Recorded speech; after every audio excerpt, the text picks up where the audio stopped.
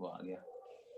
बिस्मिल्लाहिर्रहमानिर्रहीम। ख़वातीन हज़रात, नाज़रीन इकराम, मेरा नाम मोहम्मद अकबर है और बाबुल इल्म एजुकेशन सोसाइटी की जानिब से अय्याम अज़ा के वक्फे के बाद आपकी खिदमत में एक मरतबा फिर हाजिर हैं discussion with professor Syed Nasir Hussain Hashmi साहब लेकर। और जैसा कि हमने आखिरी प्रोग्राम में अय्याम अज़ा से पहले कहा था कि अब जो सिलसिला है गुफ्तगू का वो इमामत पे से शुरू होगा इंशाअल्लाह। तो मौलाना साहब जो है वो आज इमामत के बारे में अपनी गुफ्तगू का आगाज़ करेंगे और हम कोशिश करेंगे कि 3-4 प्रोग्रामों में ये बहस जो है ये भी सिमट जाए इंशाअल्लाह। और तो अगर आपके सवाल हो इमामत के बारे में तो आप सवाल ज़रूर करिएगा, और अगर उसके अलावा भी कोई सवाल हो तो वो भी आप हमारे प्रोग्राम के आखिरी हिस्से में कर सकते हैं। तो इसके साथ ही बग़ैर कुछ वक्त ज़ाय किए मैं मौलाना को खुशामदीद कहता हूँ। मौलाना बहुत बहुत शुक्रिया, आप एक मरतबा फिर हमारी गुफ्तगू में शरीकी गुफ्तगू है। तो आपको अस्सलाम वालेकुम। नाज़रीन और सामीन गिरामी, अस्सलाम अलैकुम। आज 3 माह के वक्फे के बाद अल्हम्दुलिल्लाह हम आपके सामने मौजूद हैं। परवरदिगार आलम आपको सेहत व सलामती दे, और ख़ास तौर से हमारे जो प्रोग्राम के रूह रवां जनाब डॉक्टर मोहम्मद अकबर साहब हैं, परवरदिगार उनको, उनकी अहलिया और दीगर मुताल्लिक़ीन को भी हिफ्ज़ व अमान और तौफ़ीक़ात में इजाफ़ा करे। तो जैसा कि आपने ऐलान में समाअत फरमाया कि आज से हमारी गुफ्तगू का आगाज़ अक़ीदा इमामत के मौज़ू पर होगा। और अक़ीदा इमामत एक ऐसा अक़ीदा है कि जो मकतब तशय्युअ का दुर्र इम्तियाज़ है, और हम ये कह सकते हैं कि हकीकी मानों में मकतब तशय्युअ का तारुफ़ कराने के लिए अदालत और इमामत ये 2 अक़ायद हैं कि जिसके ऊपर हम गुफ्तगू करते हैं। तो गुफ्तगू को शुरू करने से पहले हम एक बात और वाज़ेह कर दें कि हमारे मुअज़्ज़िज़ मेज़बान माशाअल्लाह खुद एक दानिश्वर भी हैं और सामीन के मिजाजों से भी वाकिफ़ हैं और एक फ़ाज़िल मुअल्लिम भी हैं। तो गुफ्तगू का जो भी तरतीब का सिलसिला है या जो नुकात हम बयान करना चाहते हैं, उनको हम ये चाहेंगे कि क़िबला अपने अंदाज़ पर जिस तरीक़े से इस्तिफ़सार करना चाहते हों, जिस तरीक़े से गुफ्तगू का आगाज़ करना चाहते हों, वो अपने सवालात की शक्ल में अगर पेश करते रहेंगे तो हमें यह आसानी रहेगी कि उसी तरतीब से हम चलेंगे कि जो सामीन के मिजाज के मुताबिक होगी। तो हम ख्वाहिश करेंगे अपने मेज़बान डॉक्टर साहब से कि आप बताएं कि आप किस सवाल से और किस मकाम से अक़ीदा इमामत के ऊपर गुफ्तगू का आगाज़ मुनासिब समझते हैं। जी मौलाना, आपने अगर सामीन को आपको तो याद ही होगा, अगर आपको सामीन को भी याद होगा कि अदालत के जिक्र के दौरान आपने इमामत को उसूल दीन और अक़ीदे नबूवत की वसअत करार दिया था। तो ये इससे क्या मुराद है कि अक़ीदे नबूवत की वसअत और उसूल दीन से इसका लिंक जो है इमामत का? देखिए, बात यह है कि जब हम अक़ीदा अदालत की बात करते हैं, तो जैसा कि हमने अक़ीदा अदालत की गुफ्तगू के दौरान आप इस सिलसिले में गुफ्तगू की थी कि तौहीद के अक़ीदे का जो एक प्राइमरी या इब्तिदाई हिस्सा है, वो यही है कि एक शख्स ने अल्लाह को वहदहू ला शरीक मान लिया और इक़रार कर लिया ज़बान से इस बात का कि दीगर किसी माबूद को वो माबूद नहीं समझता सिवाय एक खुदाए वहदहू ला शरीक के। तो उसने तौहीद का इक़रार कर लिया और वो दायरा इस्लाम में दाखिल हो गया। लेकिन इसके बाद परवरदिगार आलम की सिफ़ात, उसके अफ़आल और दीगर जो उमूर हैं तौहीद से मुताल्लिक़, जब वो उसकी गहराई में जाता है तो अक़ीदा अदालत जो है उससे साबका पड़ता है।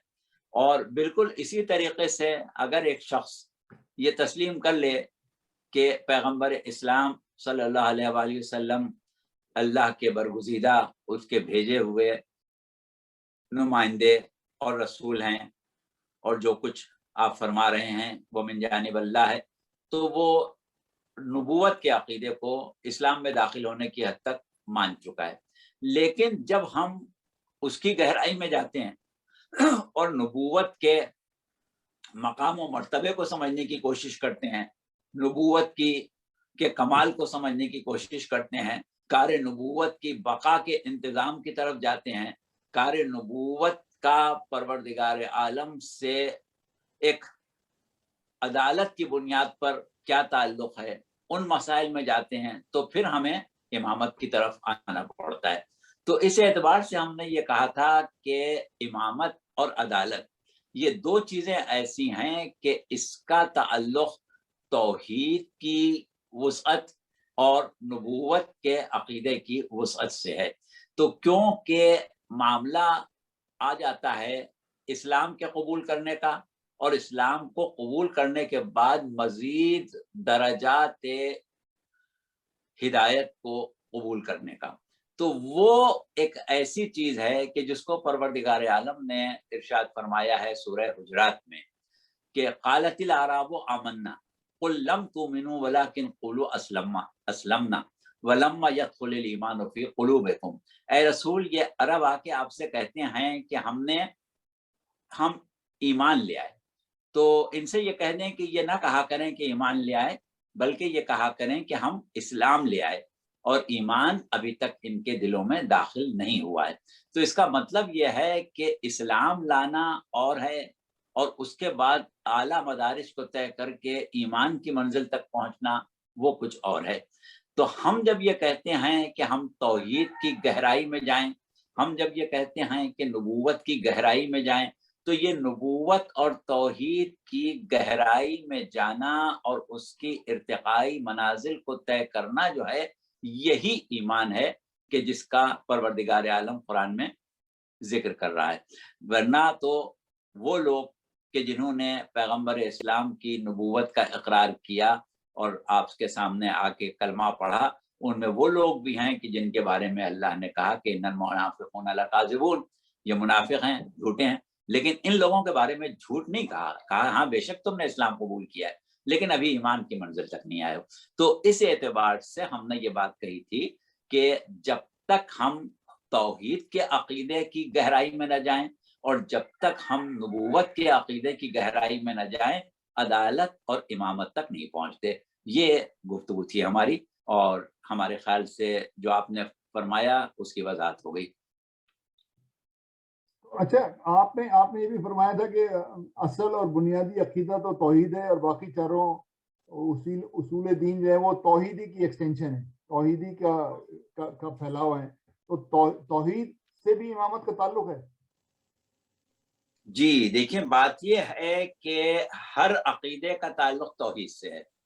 ہم بنیادی طور پر توحید کو ہی مانتے ہیں، اب اس کے بعد عدالت کو مانیں، نبوت کو مانیں، امامت کو مانیں، قیامت کو مانیں، جس چیز کو بھی مانتے ہیں وہ توحید کی بنیاد پر مانتے ہیں۔ تو اس اعتبار سے ہم نے یہ کہا تھا کہ امامت جو ہے وہ دراصل توحید کے عقیدے سے ماخوذ ہے۔ تو یہ بڑا تفصیلی جواب ہوگا، اور اچھا ہے، بہت اچھا پھیرایا ہے۔ تو ہم کوشش کرتے ہیں کہ اسی چیز کو بنیاد بنا کے اپنے اس پروگرام میں پیش کریں۔ تو دیکھیے، بات یہ ہے کہ پروردگار عالم نے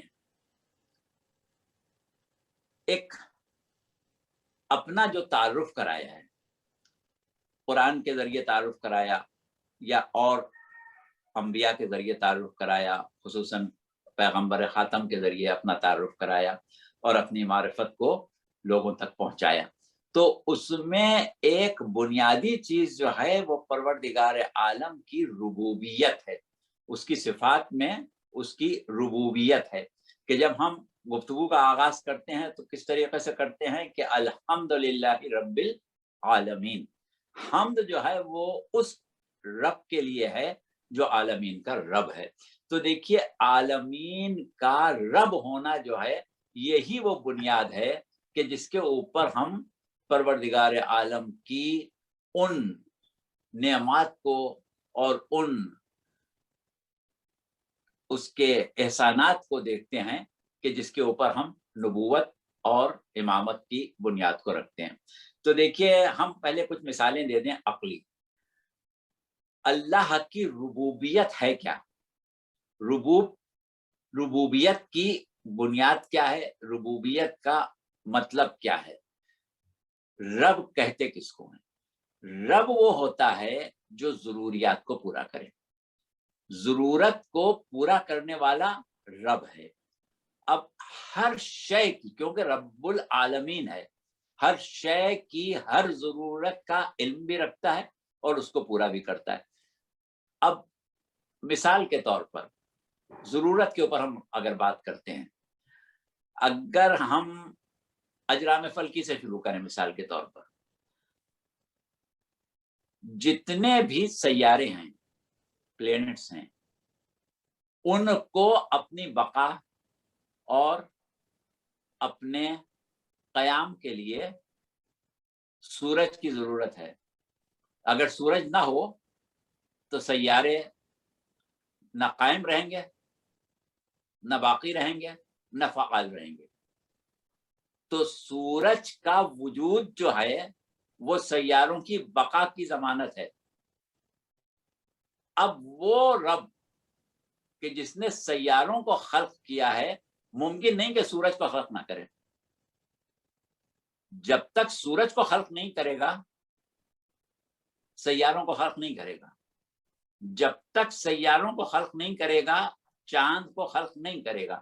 یعنی ہر شے کو اس کی ضرورت اس کے وجود سے پہلے عطا کر دیتا ہے. تخلیق ضرورت مند بعد میں پیدا ہوتا ہے، ضرورت پہلے پیدا ہو جاتی ہے. تو یہ ہے اللہ کی ربوبیت کا معیار. تو اب دیکھیں، جیسے ہم نے یہ کہا کہ روئے زمین ہے. اب روئے زمین پر بسنے والے جتنے بھی ہیں، ان کو اپنی بقا کے لیے، اپنے وجود کے لیے اور اپنے قیام کے لیے ضروریات ہیں. یعنی وہ محتاج ہیں، کشش ثقل کے محتاج ہیں، ہوا کے محتاج ہیں، پانی کے محتاج ہیں، غذا کے محتاج ہیں.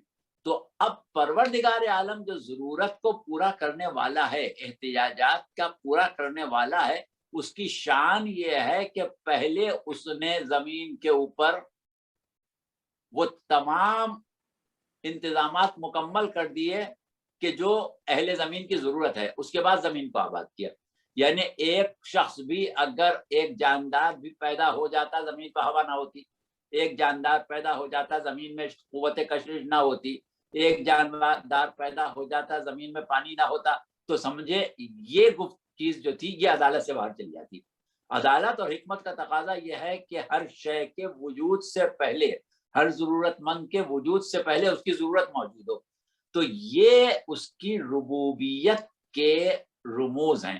اور اس کے بعد تھوڑا سا ہم اور اس بات کو بڑھا دیں کہ دیکھیے دنیا میں جاندار کو زندہ رہنے کے لیے سب سے زیادہ ضرورت ہوا کی ہے.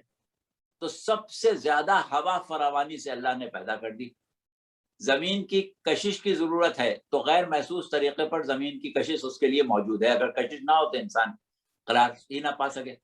انسان کیا کوئی بھی جاندار، بلکہ بے جان بھی. اور اسی طریقے سے اس کے بعد جو دوسری سب سے بڑی ضرورت ہے وہ پانی ہے. تو ہوا کے بعد جس چیز کی مقدار ہے وہ پانی کی ہے. اس کے بعد جس چیز کی ضرورت ہے وہ غذا ہے. تو اس کے بعد جس چیز کی ضرورت اللہ نے انتظام کیا وہ غذائی اجزاء کا کیا. پھر غذائی اجزاء میں بھی مثال کے طور پر اناج انسان کو بہت زیادہ چاہیے ہوتا ہے. کوئی کھانا گیہوں کے بغیر، چاول کے بغیر، اناج کے بغیر نہیں کھاتا. تو اناج کی فصل 6 مہینے میں پک جائے گی، پھل کی فصل جو ہے وہ دیر میں پکتی ہے. تو اس طریقے سے آپ اس بات کو بڑھاتے چلے جائیں تو آپ یہ دیکھیں گے کہ پوری کائنات جو ہے وہ ربوبیت پروردگار عالم پر ٹھہری ہوئی. اس کی صفت ربوبیت جس میں حکمت بھی ہے، عدالت بھی ہے، وہ ہر شے پر محیط ہے، جس کی وجہ سے ہر شے کا قیام ہے. تو اب یہ ہوئی اللہ کی ربوبیت کی ایک مثال. اب یہ تو ایک الگ ہی موضوع ہے، اس پر ہمیں گفتگو نہیں کرنا ہے، لیکن اب اس کو تھوڑا سا آگے بڑھ جائیں. اللہ نے ایک دعویٰ کیا, اور وہ دعویٰ کیا کیا؟ وما من دابۃ فی الارض الا علی اللہ رزقھا, زمین پر کوئی جاندار ایسا نہیں ہے جس کا رزق اللہ نے اپنے ذمہ نہ لے لیا. ہر جاندار کا رزق اللہ کے ذمہ ہے. اب دیکھیں آپ آئمہ کی دعاؤں میں اس قسم کے جملے پڑھتے ہیں کہ وہ پروردگار کہ جو پرندوں کے بے بالوں پر بچوں کی غذا ان کے گھونسلوں تک پہنچا دیتا ہے. یا ایک موقع پر جناب موسیٰ علیہ السلام فکر مند ہوئے اپنے چھوٹے بچوں کے بارے میں, تو اللہ نے ان سے کہا کہ موسیٰ سمندر کے اوپر عصا مارو. جب عصا سمندر پر مارا, سمندر پھٹ گیا اور سمندر کی تہ نظر آئی, تو سمندر کی تہ میں ایک پتھر نظر آیا, اس پتھر میں ایک درار نظر آئی, اور اس درار سے ایک بھوکا کیڑا باہر آیا, اور اس کے بعد اس کو چاروں طرف کائی نظر آئی, وہ اس نے چاٹی. تو اللہ نے کہا کہ دیکھو تمہارا رب وہ ہے کہ جو اس کیڑے کے رزق سے بھی بے خبر نہیں. تو اس قسم کی چیزیں جب ہم اپنے سامنے رکھتے ہیں تو ہمیں پتہ چلتا ہے کہ جب اللہ نے یہ وعدہ کیا کہ وما من دابۃ فی الارض الا علی اللہ رزقھا, تو اس کو اس طرح جاری و ساری رکھا کہ جب تک محتاج رزق پیدا ہوتے رہیں اللہ کی رزق رسانی میں تعطل نہ ہو. بس اسی طرح اب آپ آگے بڑھ جائیے کہ پروردگار عالم نے ایک وعدہ یہ بھی کیا کہ انا علینا للہدی, ہدایت اللہ پر واجب ہے. کیوں کیا؟ اس لیے کہ جہاں تک رزق مادی کا تعلق ہے وہ صرف جسم مادی کی ضرورت ہے, لیکن انسان جو ہے وہ ایک حقیقت باطنی, حقیقت وجود ایسی رکھتا ہے کہ جو اس باطنی, اس ظاہری جسم کے علاوہ ہے. تو اب جب ظاہری جسم کے رزق کا پروردگار عالم اتنی شدت سے انتظام کر رہا ہے اور اس کی فراہمی میں کوئی تعطل نہیں چاہتا ہے, تو وہ عقل انسانی جو انسان کا جوہر ہے, اس کا رزق علم ہے, اس کا رزق ہدایت ہے, اس کا رزق معرفت ہے, اس کا رزق حقیقتاً بالغی روح اور سعادت ابدی ہے. اس لیے اللہ نے جہاں یہ وعدہ کیا تھا کہ وما من دابۃ فی الارض الا علی اللہ رزقھا, وہیں یہ بھی دعویٰ کیا کہ وما علینا الا البلاغ, وما کہ انا علینا للہدی, ہدایت جو ہے وہ ہماری ذمہ داری ہے. تو اب جیسا کہ ہم نے کہا کہ مادی رزق میں پروردگار عالم نے ضرورت مند کی تخلیق سے پہلے ضرورت کو تخلیق کیا, تو اسی طرح ہدایت کے معاملے میں پروردگار عالم نے دنیا میں پہلا شخص جو بھیجا وہ ہادی بھیجا, کہ ایک شخص بھی ایسا نہ پیدا ہو جو یہ کہہ سکے کہ ہم کو ہادی نہیں ملا. پہلے ہادی, اس کے بعد ہدایت پانے والے, پہلے ہدایت کرنے والا, پھر محتاج ہدایت. تو اس اعتبار سے پروردگار عالم نے سب سے پہلے جس شخص کو پیدا کیا وہ نبی پیدا کیا, اور انی جاعل فی الارض خلیفہ کے اعلان سے پیدا کیا کہ ہم زمین پر خلیفہ قرار دیتے ہیں. اور خلیفہ کس بات کا قرار دیتے ہیں؟ خلیفہ اس بات کا قرار دیتے ہیں کہ انا علینا للہدی, ہدایت ہماری ذمہ داری ہے. اب امر ہدایت کی عملی تطبیق ہمارا مسئلہ ہے, عمل ہدایت کی عملی تطبیق ہمارے اوپر واجب ہے.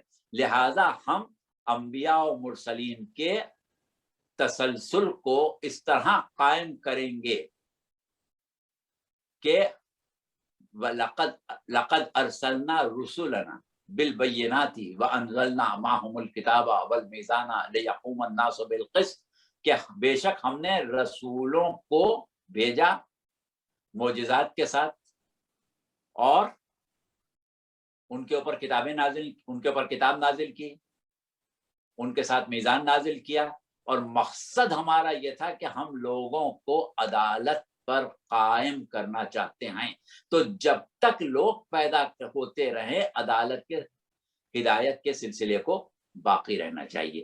اب دیکھیے مقام آیا کہ اللہ نے نبوتوں کو مسلسل قائم کر دیا, اور ایک مرتبہ جب نبوت اپنے کمال پر پہنچ گئی اور ایسا نبی کامل پیدا ہو گیا کہ جس سے آگے نبوت کی کوئی منزل نہیں، لہذا اب نبوت کا ختم ہونا لازم ہو گیا۔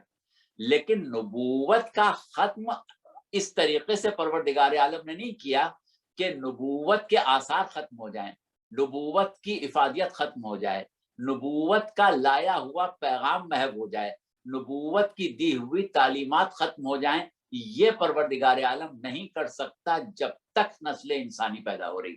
لہٰذا جس طریقے سے اس نے ایک دعویٰ کیا تھا کہ انا علینا للہدی، تو انبیاء کا تسلسل قائم کیا تھا، اسی طریقے سے ایک اور موقع ہے کہ جب ہم آ گئے ختمی مرتبت تک، تو صورت کیا ہے کہ پروردگار عالم نے ایک دعویٰ اور کیا ہے، اور وہ دعویٰ کیا ہے کہ اللہ ولی الذین آمنوا یخرجہم من الظلمات الی النور، اللہ صاحبان ایمان کا ولی ہے جو ان کو ظلمتوں سے نکالتا ہے، نور کی طرف لاتا ہے۔ اب یہ جو ہے یہ استمرار ہے اس میں، یعنی مستقل ایسا کرتا ہے، یہ نہیں کہ کبھی کر دیا تھا، بلکہ یہ تسلسل جاری ہے، ہمیشہ ظلمتوں سے نکالتا رہتا ہے اور ہمیشہ نور کی طرف لاتا رہتا ہے۔ تو یہ اس کی ولایت کا تقاضا ہے۔ اب جب پروردگار عالم نے ہدایت کو کامل کیا، نعمتوں کو تمام کیا، تو ایک اعلان اور کیا، قد انزل اللہ الیکم ذکرا رسولا یتلو علیکم آیات اللہ المبینات لیخرج الذین آمنوا وعملوا الصالحات من الظلمات الی النور۔ وہاں اللہ نے امر ہدایت میں نبوت کو اپنی خلافت قرار دیا۔ اب یہاں اللہ کا کام ہے کہ ظلمتوں سے نکالے، نور کی طرف لائے، لیکن اس کام کو انجام دینے کے لیے اس نے اس رسول کو بھیجا کہ جو امت پر، جو مومنوں پر احسان ہے، اس رسول کو بھیجا جو معلم کتاب و حکمت ہے، اس رسول کو بھیجا کہ جو محل نزول قرآن ہے، اس رسول کو بھیجا کہ جس نے نعمتوں کو، جس نے ہدایتوں کو، جس نے تبلیغات کو، جس نے ان تمام پیغامات کو مکمل کر دیا جو پروردگار عالم بندوں تک بھیجنا چاہتا تھا۔ اب اس کو بھیجنے کے بعد کیا ہوا کہ اللہ نے وہ جو وعدہ کیا تھا کہ ہم ظلمتوں سے نکالتے ہیں، نور کی طرف لاتے ہیں، اس کو منسوب کیا اس نبی کی طرف کہ یہ نبی وہ ہے کہ جو سراپا ذکر ہے، اور یہ کیا کرتا ہے؟ ظلمتوں سے نکالتا ہے، نور کی طرف لاتا ہے۔ تو عملی تطبیق کیا ہوئی؟ پیغمبر اسلام صلی اللہ علیہ وسلم ہوئے۔ اب جب پیغمبر اسلام صلی اللہ علیہ وسلم دین کو لے آئے، ہدایت کو کامل کر دیا، تبلیغات کو کامل کر دیا، تو اب وہ جو کچھ ہے اس کے لیے ایک لفظ قرآن میں استعمال ہوا، ذکر، جیسا کہ پیغمبر اسلام سے کہا کہ رسولن ذکرن، یہ رسول جو ہے سراپا ذکر ہے۔ تو اس ذکر کے لیے بھی اللہ نے ایک دعویٰ کیا، اور وہاں کیا دعویٰ کیا؟ وہاں یہ کہا کہ انا نحن نزلنا الذکر وانا لہ لحافظون، بے شک ہم نے ذکر کو نازل کیا اور ہم ہی اس کے محافظ ہیں۔ یعنی اس کی بھی ذمہ داری اللہ نے لی۔ پیغمبر اسلام کی نبوت کے جتنے بھی امور انجام پائے، جتنی بھی آپ نے ریاضت کی، جتنی بھی آپ نے محنت کی، جتنا بھی آپ نے کام کیا، جہاں تک آپ نے اس پیغام کو پہنچا دیا جو پروردگار عالم نے کامل جس کو قرار دے دیا، یوم اکملت لکم دینکم جس کے لیے کہہ دیا، اس کو پیغمبر اسلام نے پہنچا دیا۔ اب اللہ ایک اور وعدہ کر رہا ہے کہ انا نحن نزلنا الذکر، بے شک یہ ذکر ہم نے نازل کیا، وانا لہ لحافظون، اور ہم ہی اس کے محافظ ہیں۔ تو اب جب پروردگار تبلیغات پیغمبر اسلام کے تحفظ کی ذمہ داری لے رہا ہے، تو اس کی بھی عملی تطبیق ہونا چاہیے کہ کیسے اللہ نے اس کو بچایا۔ جس طرح ہدایت کے لیے عملی تطبیق، جس طرح نور میں لانے کی عملی تطبیق، اسی طرح عملی تطبیق ہونا چاہیے تحفظ ذکر کی، تحفظ دین کی، تحفظ تبلیغات پیغمبر خاتم کی۔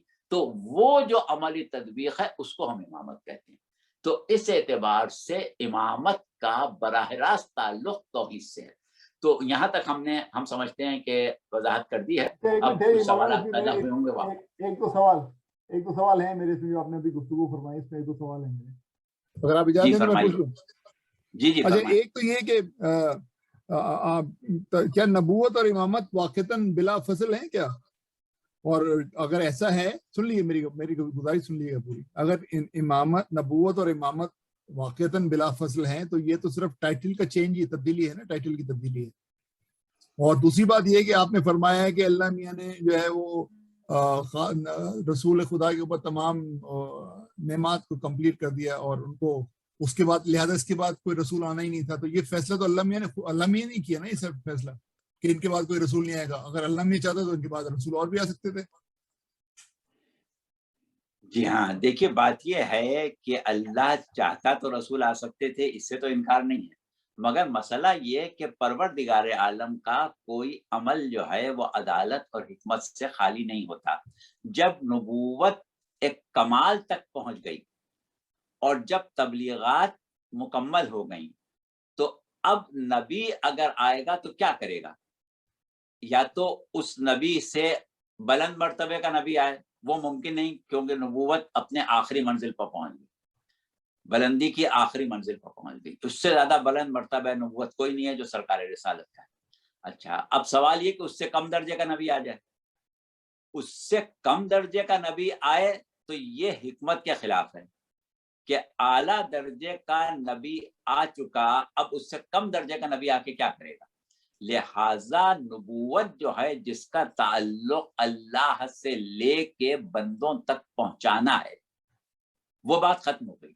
اب جو بندوں تک نبوتوں کے ذریعے اور خصوصاً نبوت ختمی مرتبت کے ذریعے پہنچ گیا، اس کا تحفظ ضروری ہے، اس کو باقی رکھنا ضروری ہے. تو امامت جو ہے وہ دراصل پیغام نبوت کے تحفظ کی ضامن ہے، نہ کہ کوئی نیا پیغام لے کے دینا. نبوت جو ہے وہ اللہ سے لیتی ہے، بندوں کو دیتی ہے. امامت جو بندوں تک نبوت کے ذریعے آ گیا، اس کا تحفظ کرتی ہے. تو اب امامت کا کام اس کا تحفظ تھا. اب دیکھیے یہ آپ نے سوال کر لیا تو ہم تھوڑی سی اور وضاحت کر دیں، ہم نے تھوڑا اس معاملے کو چھوڑ دیا تھا. سنیں، پروردگار عالم نے پیغمبر اسلام صلی اللہ علیہ وآلہ وسلم سے پہلے 1,23,999 انبیاء بھیجے، اور ان میں 313 رسول تھے، اور ان 313 رسولوں میں 4 صاحبان شریعت تھے. صرف 4 صاحبان شریعت پیغمبر اسلام سے پہلے آئے ہیں، اور 5ویں صاحب شریعت جو ہیں وہ پیغمبر اسلام ہیں. وہ جو ہم ایک بات کر رہے ہیں نا، اللہ سے لینا اور بندوں کو پہنچانا، یہ کام کس کا ہے؟ نبی صاحب شریعت کا ہے، عام نبی کا کام نہیں. جو صاحب شریعت ہے وہ اللہ سے لے کے پہنچاتا ہے. عام نبی جو ہیں وہ صاحب شریعت کی لائی ہوئی شریعت کے محافظ ہوتے ہیں. اب ہم آپ کو تھوڑا سا اور سمجھائیں. دیکھیے سب سے پہلے صاحب شریعت نبی حضرت نوح ہیں. حضرت نوح شریعت لائے. اب اس شریعت کو نافذ رہنا تھا اس وقت تک جب تک کہ دوسرے صاحب شریعت کی شریعت نہ آ جائے، یعنی جناب ابراہیم کی شریعت نہ آ جائے. جب تک جو کچھ حضرت نوح لائے تھے عالم انسانیت کے لیے اس کی بقا ضروری تھی، اور اس کی بقا کے لیے پروردگار عالم نے یہ انتظام کیا کہ انبیاء مبعوث کیے، اور ان انبیاء کا کام کوئی نئی شریعت لانا نہیں تھا، بلکہ ان انبیاء کا کام یہ تھا کہ جناب نوح کی شریعت کو محفوظ رکھیں، جناب نوح کی تعلیمات کا تحفظ کریں، بالکل صحیح شکل میں، بغیر کسی رد و بدل کے، بغیر کسی تحریف کے جو نوح لائے ہیں وہ باقی رہے. لہذا انبیاء آئے. اس کے بعد جناب ابراہیم کی جب شریعت آ گئی تو وہ شریعت منسوخ ہو گئی. اب جناب ابراہیم کے بعد جب تک حضرت موسیٰ نہ آ جائیں، حضرت ابراہیم کی شریعت کا تحفظ اللہ کے ذمہ واجب ہے، اور اللہ نے اس ذمہ داری کی عملی تطبیق کے لیے انبیاء بھیجے، اور ان کا تعارف کیا کہہ کے کرایا کہ وَجَعَلْنَاهُمْ أَئِمَّةً يَهْدُونَ بِأَمْرِنَا، ہم نے ان کو امام قرار دیا. ہم نے ان کو امام قرار دیا ہے، وہ ہمارے امر سے ہدایت کرتے ہیں. کیا ہدایت کرتے ہیں؟ کہ ان سے پہلے جو صاحب شریعت نبی گزرا ہے اس کی شریعت کی ہدایت کرتے ہیں، اس کے دین کی ہدایت کرتے ہیں، اس کی تبلیغات کی ہدایت کرتے ہیں. کوئی نئی بات اپنی طرف سے نہیں پیش کرتے.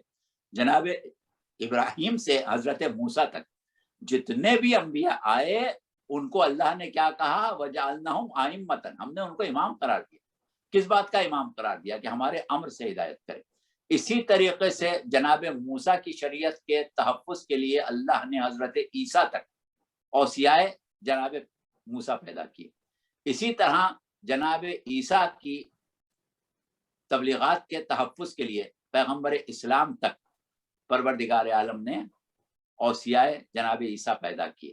تو اب یہ کیسے ممکن ہے کہ وہ رب العالمین کہ جو ان شریعتوں کو، ان تبلیغات کو، ان پیغامات کو، ان تنزیلات کو ضائع نہ ہونے دے اور اپنی ذمہ داری قرار دے جب تک کہ دوسری شریعت نہ آ جائے، جبکہ وہ تمام شریعتیں منسوخ ہونے والی تھیں. تو وہ شریعت اسلامیہ جو پیغمبر اسلام صلی اللہ علیہ وآلہ وسلم کے ذریعے آئی وہ کامل بھی ہے دوسری شریعتوں کے مقابلے میں، وہ تا قیامت باقی رہنے والی ہے، وہ کبھی منسوخ ہونے والی نہیں ہے.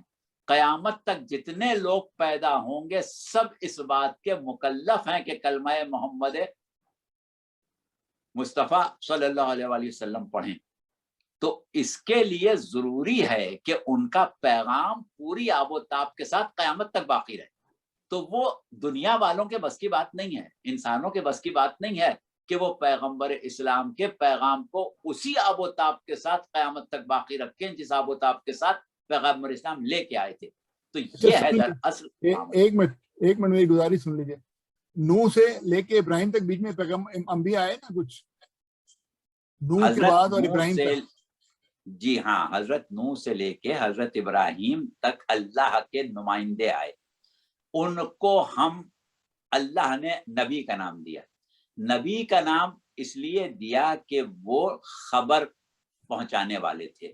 اب ایک خبر وہ ہوتی ہے جو اللہ سے لے کے براہ راست بندوں تک پہنچائی جائے، اور ایک یہ ہوتی ہے کہ جو خبر اللہ پہنچا چکا ہے وہ محو نہ ہونے پائے اور اسی شکل میں لوگوں تک پہنچائی جاتی رہے. ٹھیک سمجھ گیا میں. اس خبر کو ریسائیکل کرنا ہے انہوں نے، اس کو خبر کو جی زندہ ہاں، رکھنا ہے، اسی کو ریسائیکل کرنا، اس کو ری ٹیلی کاسٹ کرنا ہے اس خبر کو انہوں نے. جی ہاں انبیاء بالکل. اس کام کے لیے آئے تھے نا. انبیاء اسی کام کے لیے تو آئے میری کہ گزارش تو سن لیں اللہ، مولانا، میری بات تو سن لیجیے. انبیاء اس کام کے لیے آئے تھے کہ نوح کی شریعت جو ہے وہ ابراہیم کے آنے تک اس کو وہ زندہ رکھیں، محفوظ رکھیں. تو رسول خدا کے نبوت کے اختتام کے بعد بھی انبیاء آ سکتے تھے اس کو محفوظ رکھنے کے لیے. قیامت تک امامت کا مسئلہ بیچ میں کہاں سے آیا؟ دیکھیے بات یہ ہے کہ رسول کے بعد کیونکہ نبوت جو ہے وہ اپنے کمال پر پہنچ گئی، اپنے اس مقام پر پہنچ گئی کہ اب مزید تنزیل کا کوئی موقع باقی نہیں رہ گیا. جب تک تنزیل کے مواقع باقی تھے، جب تک نبوت کا یا لفظ نبی کا استعمال ہوتا رہا، نبی بھی اللہ کی حجت ہے زمین کے اوپر، خواہ وہ صاحب شریعت ہو یا صاحب شریعت نہ ہو. وہ صاحب وحی ہے، اس کا براہ راست اللہ سے تعلق ہے، اور براہ راست اللہ سے تعلق اس معاملے میں ہے کہ وہ اللہ کے پہنچے ہوئے پیغام کو باقی رکھنے کی ذمہ داری قبول کر رہا ہے، کوئی نئی شریعت لے کے نہیں دے رہا ہے. اور یہی کام ائمہ کا بھی ہے کہ وہ کوئی نئی شریعت نہیں دے رہے ہیں، وہ پیغمبر اسلام کے کام کو باقی رکھے ہوئے ہیں. اب یہ جو آپ کا سوال ہے کہ ان کے لیے لفظ نبی کیوں نہیں استعمال کیا، تو لفظ نبی کے استعمال کا جہاں تک تعلق ہے وہ وہی والی بات جیسا کہ ابھی ہم نے کہی کہ نبی کیونکہ ایک ایسی حیثیت رکھتا ہے کہ اس کا ایک رخ اللہ کی طرف ہوتا ہے اور ایک رخ اس کا بندوں کی طرف ہوتا ہے. اب پیغمبر اسلام پر یہ کردار جو ہے وہ کمال تک پہنچ گیا، تو اب اس لفظ نبی کے نہ استعمال کی ضرورت رہی اور نہ ہی اس کردار کی ضرورت رہی. اب وہ کردار چاہیے ہے جو جس کا ایک رخ پیغمبر اسلام کی طرف ہو اور ایک امت کی طرف ہو. یعنی اب وہ جو کچھ بھی لے وہ پیغمبر اسلام سے لے, کیونکہ سرکار رسالت کی نبوت کاملہ ہے, اور اس سے پہلے جو صاحبان شریعت گزرے تھے وہ بہرحال نبوت کاملہ تک نہیں پہنچے تھے, تو ان کے پیغام کی بقا تسلسل نبوت کے ذریعے ہوگی. لیکن جو نبی نبوت کے مقام کامل تک پہنچ گیا, اب اس کے پیغام کی بقا کے لیے نبوت کی ضرورت نہیں ہے, بلکہ اس کی وصایت کی, اس کی خلافت کی, اس کی جانشینی کی ضرورت ہے, جو کہ تمام عالم اسلام اس بات پر متفق ہے کہ پیغمبر اسلام کے بعد ان کی جانشینی لازم ہے. اب جانشینی کی صورت کیا ہو, اللہ بنائے, بندے بنائے, امت بنائے, اجماع بنائے, شورا بنائے, یا غلبے سے وہ بن جائے, وہ سب ایک الگ مسئلہ ہے, وہ ہماری گفتگو کا موضوع نہیں ہے. لیکن یہ طے شدہ بات ہے کہ پیغمبر اسلام کے بعد ان کی نیابت کا تصور عالم اسلام میں عمومی ہے, سب مانتے ہیں کہ آپ کے بعد آپ کے خلفاء کی ضرورت ہے. اچھا, میں ایک سوال اور آپ سے کر لوں اگر آپ مجھے اجازت دیں, یہ امامت کے حوالے جی سے فرمائیے. میں اس کا تھوڑا سا بیک گراؤنڈ آپ سے لے لوں. یہ حضرت نوح کی عمر جو تھی وہ 970 سے لے کے کچھ 12 13 14 سال تک رپورٹ ہوئی ہے, تو اس زمانے میں یہی عمر ہوتی تھی لوگوں کی, یا حضرت نوح ہی کی صرف اتنی عمر تھی؟ حضرت نوح کے آواز نہیں آئی. حضرت نوح کی عمر سوال آپ ذرا دوبارہ. حضرت نوح کی جو عمر رپورٹ ہوتی ہے, ہاں 950 سال سے زیادہ کی عمر ہے. تو عام طور پہ لوگوں کی یہی عمر ہوتی تھی اس وقت, یا صرف حضرت نوح کی عمر 950 سال تھی؟ نہیں, عام طور پر لوگوں کی یہ عمر ہوتی تھی یہ ثابت نہیں ہے, لیکن حضرت نوح کے معجزات میں ہم اس چیز کو سمجھتے ہیں کہ اللہ نے ان کو طول عمر عطا کیا تھا, جیسے حضرت خضر کو طول عمر عطا کیا, یا حضرت ادریس کو, یا حضرت عیسیٰ کو, کہ وہ غیبت میں زندہ رہے, یہ سامنے زندہ رہے. اچھا ٹھیک ہے. حضرت ابراہیم جو تھے وہ ان کی جو ایج تھی وہ ایوریج ایج تھی اپنے زمانے کی کہ نہیں؟ حضرت ابراہیم کی عمر جو ہے وہ بھی بہت زیادہ ہے, لیکن اپنے زمانے کی ایوریج عمر اگر ہم سمجھیں اس کو, تو اس اعتبار سے سمجھ سکتے ہیں کہ ہمارے پاس ایسی روایات کہیں نہیں آتی, یا خاص طور سے قرآن میں جس طرح حضرت نوح کی عمر کا ذکر آیا ہے, اس طرح حضرت ابراہیم کی عمر کو خاص موضوع بنا کے پیش کیا گیا ہو, ایسی چیز ہمارے سامنے نہیں آتی. تو ممکن ہے اس زمانے میں لوگوں کی عمریں ہوتی ہوں. اچھا, رسول اللہ کی عمر 63 سال تھی, تو وہ تو ایوریج ایج تھی اس وقت کہ نہیں؟ نہیں, جناب رسالت مآب صلی اللہ علیہ وآلہ وسلم کی عمر جو ہے وہ عام لوگوں کی عمر کی طرح تو تھی, لیکن عام لوگوں میں بھی بعض لوگ زیادہ عمر پاتے ہیں, بعض کم پاتے ہیں. تو آپ کے زمانے میں ایسے لوگ تھے کہ جو آپ سے بہت زیادہ عمر جنہوں نے پائی, آپ نے بہت کم عمر پائی اس حساب سے, کیونکہ وہ جو آپ کی عمر ہے 64 سال قمری حساب سے, وہ ہمارے شمسی حساب سے تو 62 سال سے زیادہ نہیں بنتی. ہاں ٹھیک. نہیں, میں عام طور پر لوگ آج بھی 62 سال سے زیادہ زندہ رہے. مجھے کہیں اور جانا ہے, میں پوچھ رہا ہوں حضرت علی کا جب شہادت ہوئی ہے تو 63 سال کی عمر کی عمر تھی حضرت علی کی. جی ٹھیک ہے نا, تو اس زمانے میں کم عمر اتنی ہوتی ہوگی, معاویہ کی کتنی ہوگی, 70-75 ہو گئی ہوگی معاویہ کی. ہاں بس کم عمر ایسی ہوتی تھی, صحیح کہا, عمر ایسی ہوتی تھی نا. تو میرا سوال یہ ہے کہ اگر حضرت علی کو امامت مل جاتی دنیاوی طور پر بھی,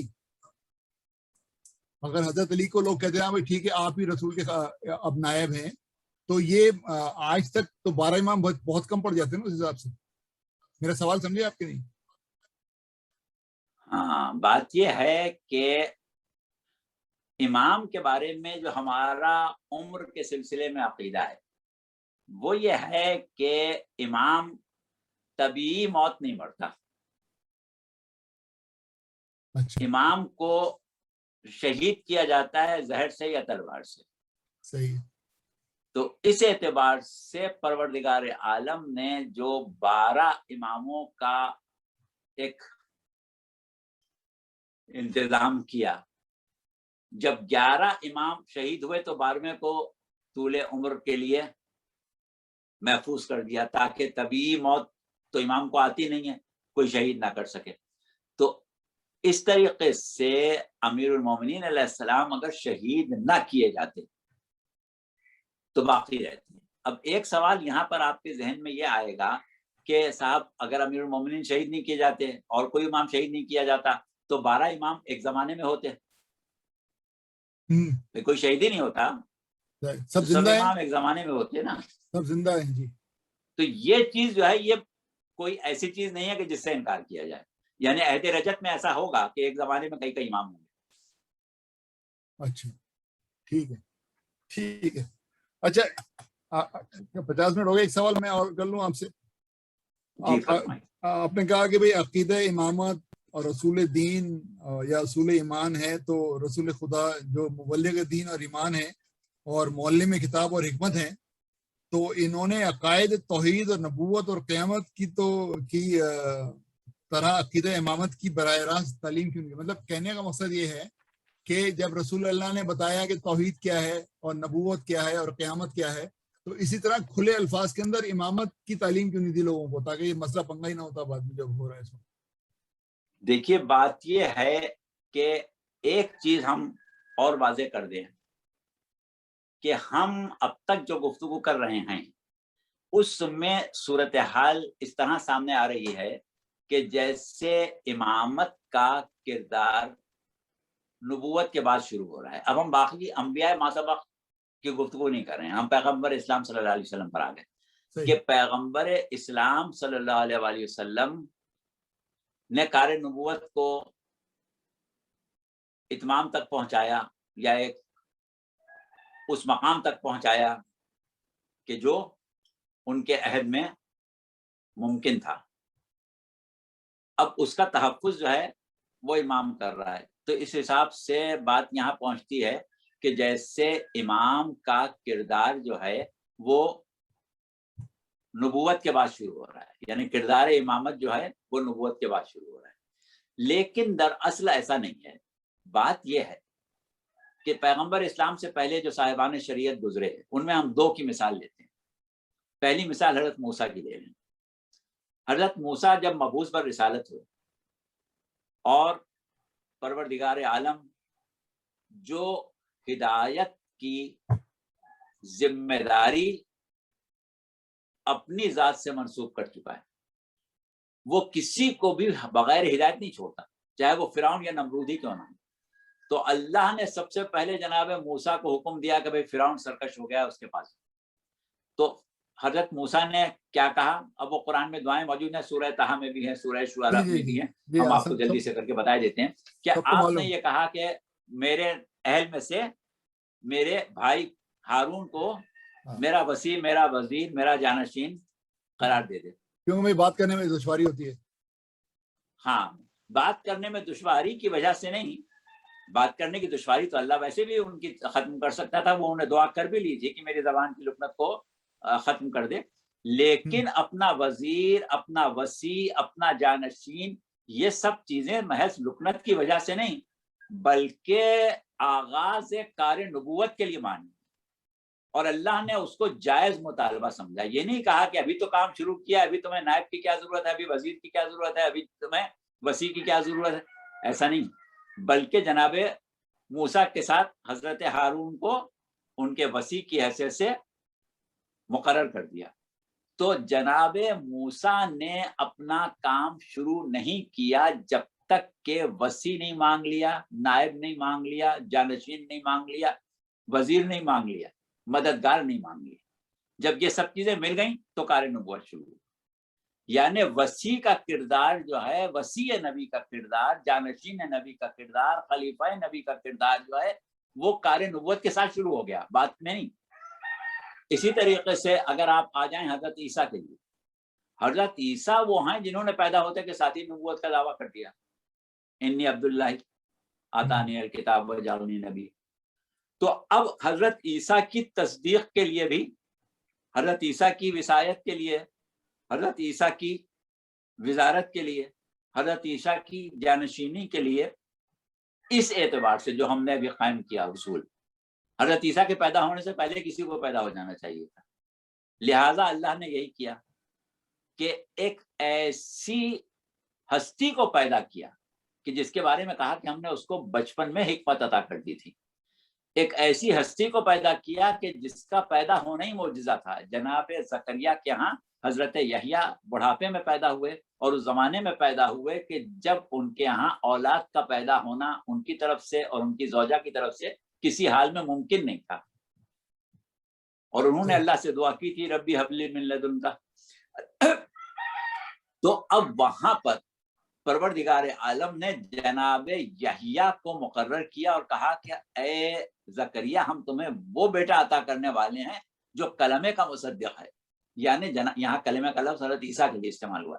حضرت عیسیٰ کی تصدیق کرنے والا. حضرت عیسیٰ کا معاملہ صرف نبوت کا نہیں تھا بلکہ حضرت عیسیٰ کے اوپر اور الزامات بھی یہودی لگا رہے تھے, ان کے عہد کے لوگ لگا رہے تھے. تو ایسی صورت میں ان کا مصدق, ان کا وصی, ان کا گواہ ایسا ہو کہ جو خود اپنی جگہ ایک حیثیت رکھتا ہو. لہٰذا اللہ نے جناب یحییٰ کو ان کا وصی بنایا اور جناب یحییٰ ان کی تصدیق کرنے والے, ان کی حمایت کرنے والے, ان کی وزارت کرنے والے موجود تھے. تو جب جناب موسیٰ کو, جناب عیسیٰ کو اللہ نے وصی پہلے دے دیا تو جناب پیغمبر اسلام صلی اللہ علیہ وآلہ وسلم کو اس چیز سے محروم کیوں کرتا؟ لہذا پروردگار عالم نے سرکار رسالت سے یہ بھی کہا تھا کہ تم سلطان نصیر مانگو, مگر وہ بات کی بات ہے. لیکن یہ طے شدہ بات تھی کہ اللہ کو پیغمبر اسلام کو بھی مبعوث کرنے کے لیے کوئی ایسا وصی, ایسا وزیر, ایسا جانشین چاہیے تھا کہ جو اس وقت آپ کی تصدیق کرے جب کوئی اور تصدیق کرنے والا نہ ہو. مولانا میرا سوال ڈفرینٹ تھا, میرا سوال ذرا مختلف تھا اس سے. وہ اس پہ کوئی کوشچن نہیں جی آپ ہم آ رہے ہیں, وہیں آ رہے ہیں, یہاں ہم وہیں آ رہے ہیں, بالکل وہیں آ رہے ہیں جو آپ کا سوال تھا. تو اب کردار امامت جو ہے وہ شروع ہو گیا عہد رسالت میں, اور اس کا تعارف اب رسول کی ذمہ داری کہ رسول تعارف کرائے. تو وہ دعوت ذوالعشیرہ میں بھی تعارف کرایا, پوری زندگی تعارف کرایا. اور یہ موضوع بہت ہی دقیق موضوع ہے کہ رسالت کی ذمہ داری میں تعارف امامت کس طرح شامل ہے. اب دیکھیں پیغمبر اسلام نے کس طرح تعارف کرایا, وہ تو بات کی بات ہے. سب سے پہلے ہمیں یہ دیکھنا پڑے گا کہ پیغمبر اسلام تو معلم کتاب و حکمت ہیں, پہلا کام اللہ کا ہے کہ وہ تعارف کرائے. تو سب سے پہلے پروردگار عالم نے قل کفی باللہ شہیدا بینی و بینکم ومن عندہ علم الکتاب, اے رسول آپ کہہ دیجئے کہ آپ کی نبوت کی گواہی کے لیے ایک اللہ اور ایک وہ جو علم کتاب رکھتا ہے وہ کافی ہے. یعنی باقی سب گواہی دیتے رہیں, وہ اپنے ایمان کی گواہی ہے. رسول کی رسالت کی گواہی یا اللہ دے گا یا وہ دے گا جو علم کتاب رکھتا ہے. اب وہ علم کتاب رکھنے والا نہ اللہ ہے نہ رسول ہے,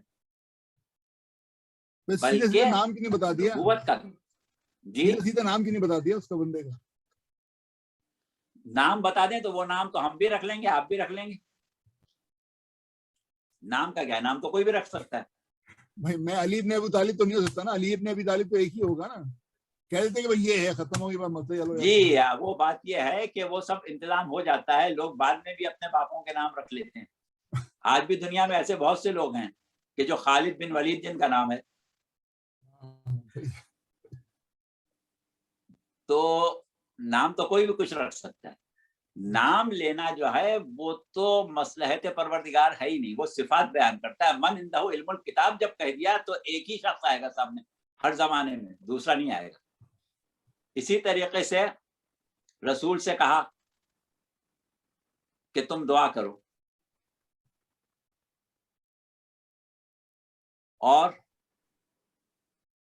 ربی ادخلنی مدخلا صدقا واخرجنی مخرج صدقا واجعل لی من لدنک سلطانا نصیرا. اے پروردگار مجھے صداقت کے ساتھ داخل کر, صداقت کے ساتھ خارج کر, اور اپنی خاص بارگاہ سے مجھے سلطان نصیر عطا کر. بھائی سلطان نصیر اللہ سے بڑا کون؟ لیکن اللہ یہ کہہ رہا ہے کہ تم مانگو سلطان نصیر. سلطان نصیر اس لیے نہیں کہ رسول کی زندگی میں صرف رسول کی حفاظت کرے، بلکہ رسول کے بعد رسول کے پیغام کی بھی حفاظت کرے. تو اس طریقے سے ہم اگر قرآن کی آیتیں لینا شروع کرنے، ہمارا کیونکہ وقت شاید زیادہ ہو گیا ہے تو ہم اس کو مختصر کر رہے ہیں. انشاءاللہ آئندہ نشستوں میں ہم اس سوال کا آپ کو پورا جواب دیں گے کہ قرآن میں کتنی آیتیں ہیں کہ جن کا تعلق قیام امامت سے ہے، اور کتنی تبلیغات اور احادیث پیغمبر اسلام کی ہیں. ہزاروں کی تعداد میں حدیثیں ہیں. حدیث ثقلین جس میں بہت ہی پیش ہے جو تواتر تک پہنچی ہوئی ہے، اور اس کے علاوہ اور بہت سی حدیثیں ہیں، غدیر ہے، مباہلہ ہے. اتنی چیزیں ہیں کہ وہ خود پوری ایک نشست ہے، بلکہ 2-3 نشستیں ہیں. تو اس لیے ہم اس کو ابھی روکے ہوئے تھے کہ اسے تھوڑی اور تفصیل کے ساتھ بیان کریں گے.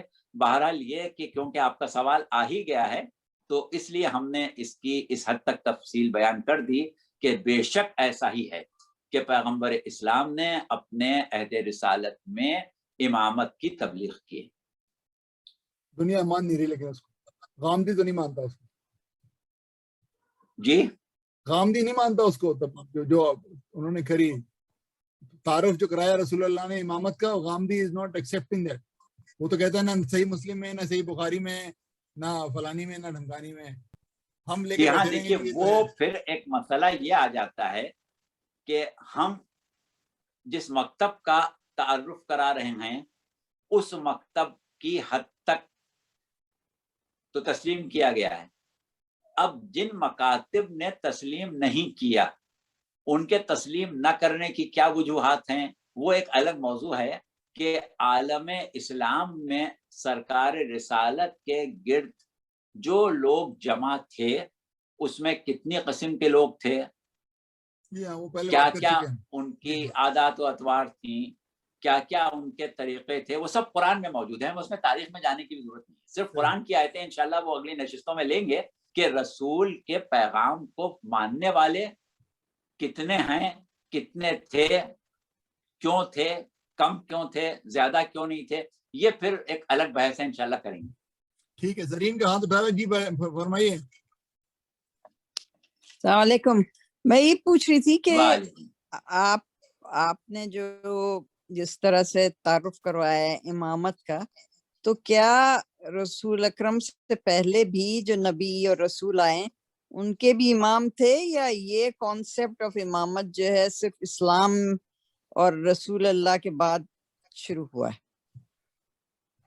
جیسا کہ ابھی ہم نے کہا کہ ہر صاحب شریعت نبی کے بعد اس کی شریعت کے محافظ پیدا ہوتے رہے، جن کو پروردگار عالم نے خاص طور سے حضرت ابراہیم کے بعد وَوَهَبْنَا لَهُ اسحاق و یعقوبہ سے جو آیت شروع ہوئی ہے، جس کا ہم نے آخری حصہ صرف پڑھا تھا کہ وَجَعَلْنَاهُمْ أَئِمَّةً يَهْدُونَ بِأَمْرِنَا، ہم نے ان کو امام قرار دیا جو ہمارے امر سے ہدایت کرتے ہیں.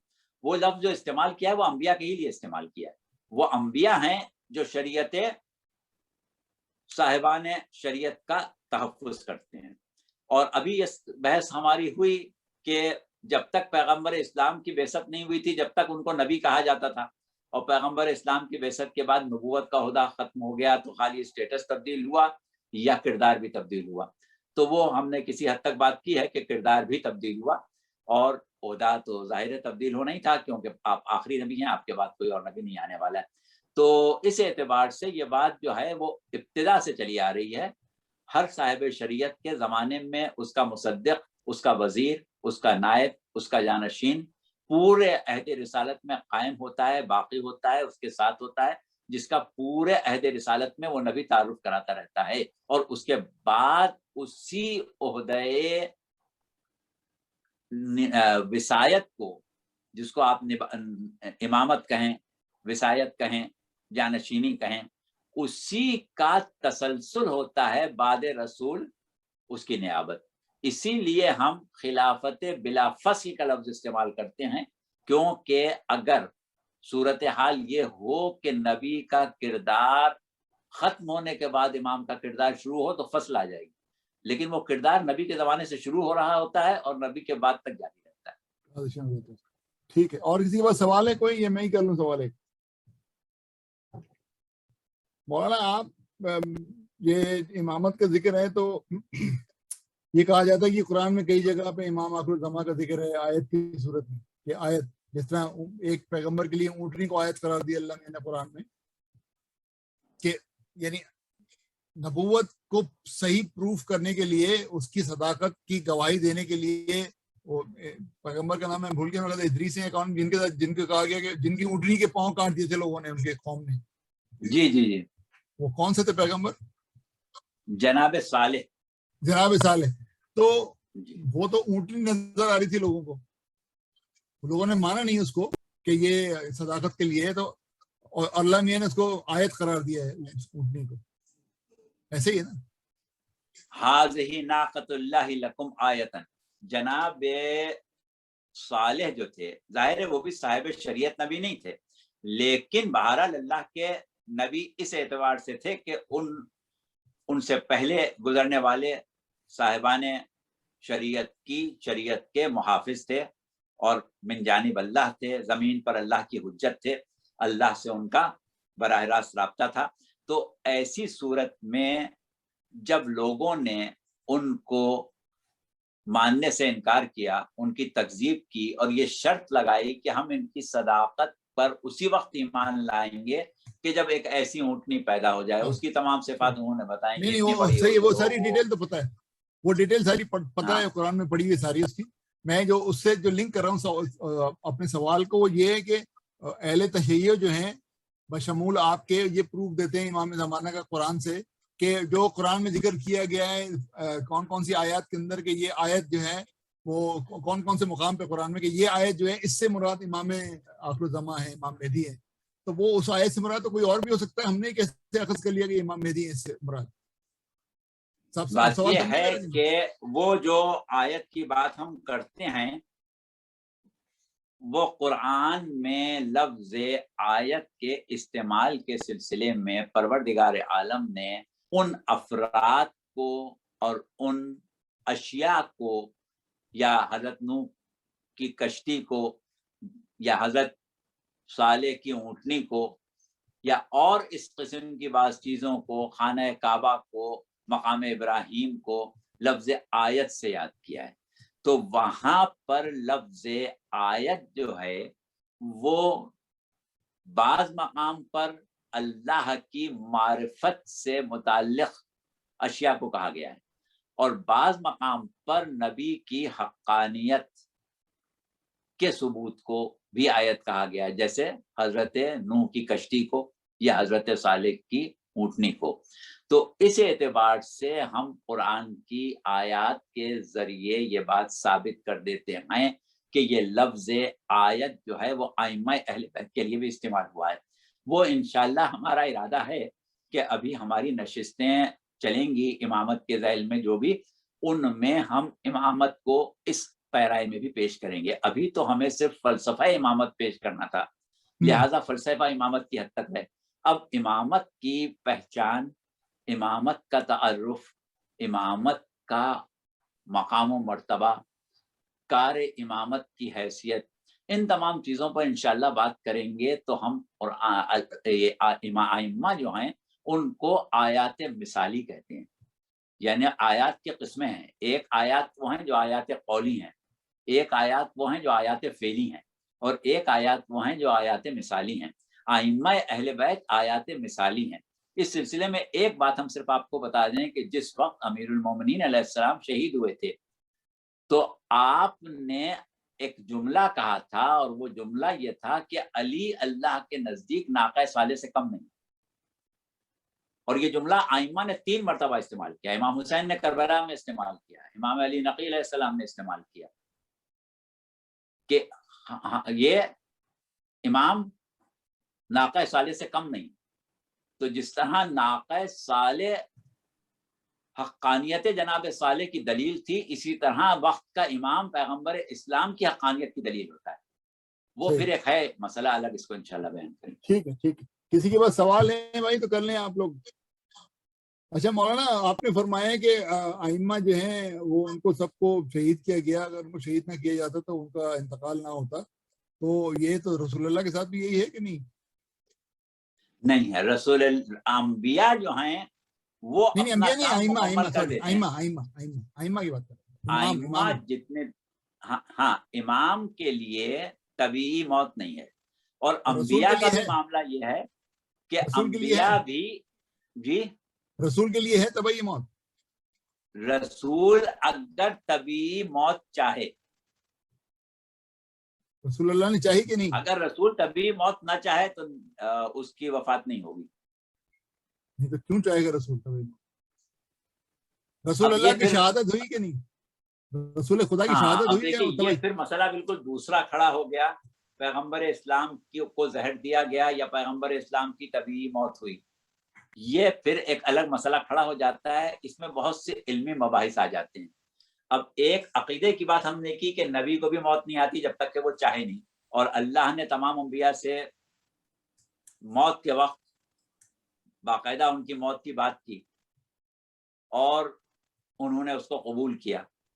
دوسری طرف ایک چیز یہ آ جاتی ہے کہ پیغمبر اسلام کی شہادت کا لفظ جب ہم استعمال کرتے ہیں تو شہید ہونا جو ہے اس کے وقت کا تعین خود شہید نہیں کرتا بلکہ قاتل کرتا ہے، اسے کب شہید کر دیا اس نے؟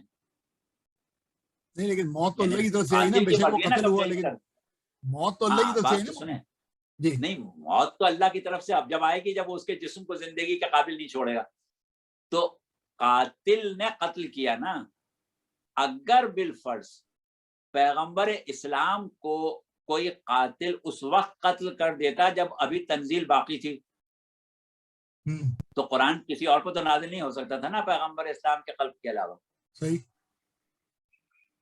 تو اب صحیح ہے۔ اگر ہم یہ کہیں کہ پیغمبر اسلام کو کسی نے ناگہانی قتل کر دیا تو یہ کیوں ہوا کہ اس نے قرآن کی تنزیل کے بعد ہی قتل کیا، پہلے کیوں نہ قتل کر دیا؟ جب اس کو موقع ملا اور اس نے کہا کہ بھائی اب یہ جو ہے اپنا کوئی جانشین بھائی کر اس دیں کو گے، موقع پہلے مل جاتا تو موقع ملا تو صحیح، اونٹنی کو دھکا تو دے رہے تھے تبوک سے واپسی میں، وہ تو لائٹ ہی پڑ گئی ان کے اوپر۔ نہیں، دیکھیں مسئلہ یہی ہے کہ پیغمبر اسلام کے لیے ضروری تھا کہ آپ اس وقت تک دنیا سے پردہ نہ فرمائیں جب تک کہ دین کامل نہ ہو جائے۔ صحیح ہے، اب دین تو کامل ہو گیا، اب قاتل کو بھی اسی وقت قتل کرنا تھا جب دین کامل، پہلے کر دیتا تو۔ نہیں صحیح ہے، وہ تو یہ تو الگ بات ہے نا، لیکن یہ کہ قاتل نے جب قتل کیا، جب اس نے دیکھا کہ اب یہ دین کمپلیٹ کر چکے ہیں، اب ہنڈیا تیار ہے بالکل پکی ہے، کسی اور کے حوالے کر کے چلے جائیں گے، اس سے پہلے ہی یہ کر دیا جائے معاملہ۔ بٹ ٹھیک ہے، ساجد بھائی وہی ہم نے کہا کہ یہ ایک پوری بحث ہے، ٹھیک ہے، اس پہ آپ نے کر لیں گے بہت کسی اچھی پروگرام۔ بات ساجد کہی بھائی کا اور سوال ہے۔ ہم بھی ہم بھی یہ بات مان رہے ہیں، لیکن لوگ یہ سوال اٹھا سکتے ہیں اور اٹھاتے ہیں، یہ ایک علمی بحث ہے ٹھیک ہے، کہ آپ اس پہ کر کی لیں گے۔ موت جو ہے وہ طبیعی اس وقت واقع ہوئی جب آپ اس موت کے لیے رضامند تھے، یا اس وقت واقع ہوئی جب ابھی کسی نے ناگہانی شہید کر دیا۔ تو یہ ایک بحث ہے، اس کو ہمیں کرنا چاہیے تھا نبوت کے باب میں، وہ رہ گئی، ہاں وہ تو میرے انشاءاللہ اس دماغ کو میں نہیں آیا، کسی موقع پہ کرنا۔ سوال نہیں آیا اس وقت دماغ میں۔ خیر ساجد بھائی۔ جی السلام علیکم وعلیکم مولانا السلام۔ صاحب، السلام علیکم۔ سوال یہ ہے کہ کیا رجت کے بعد امام کی جو موت ہے وہ طبعی ہوگی؟ جی ہاں، رجعت کے بعد امام کی موت کا جہاں تک تعلق ہے اس میں بھی کچھ مباحث ہیں، اور جہاں تک 12ویں امام کا تعلق ہے آپ کے لیے زیادہ تر روایات جو ہیں وہ شہادت کی ہیں، لیکن اس کے بعد آنے والے ائمہ جو ہیں جو رجت میں امام کے بعد آئیں گے ان کی شہادت کا کہیں ذکر ہمیں نہیں ملتا ہے۔ تو یہ انشاءاللہ ہم آئیں گے ابھی عقیدہ امامت کا گفتگو کرتے ہوئے رجت تک، تو پھر ہم اس میں جو روایات ہمارے سامنے ہیں ان کو بیان کر دیں گے۔ ٹھیک جی اچھا، بہت شکریہ۔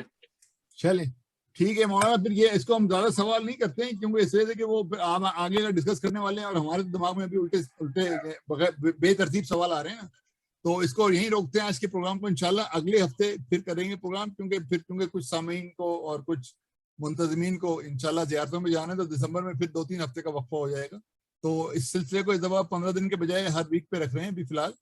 تو اگلے سیٹرڈے کو پھر اسی سلسلے گفتگو کو انشاءاللہ جاری رکھیں گے. اور آپ تمام حضرات و خواتین کا بہت بہت شکریہ, اور امید ہے کہ آپ اگلے پروگرام میں بھی شریک گفتگو ہوں گے. اور مولانا صاحب کا بھی بہت بہت شکریہ. مولانا صاحب پھر آپ سے بات ہوگی انشاءاللہ اگلے سیٹرڈے کو. انشاءاللہ ٹھیک ہے. بہت بہت شکریہ, یہ آپ نے موقع دے دیا کہ ہم اس کو جاری رکھیں ہفتے وار. تو انشاءاللہ یہ ہے کہ نومبر میں ہم کم سے کم 3 تقریریں تو کر ہی سکتے ہیں.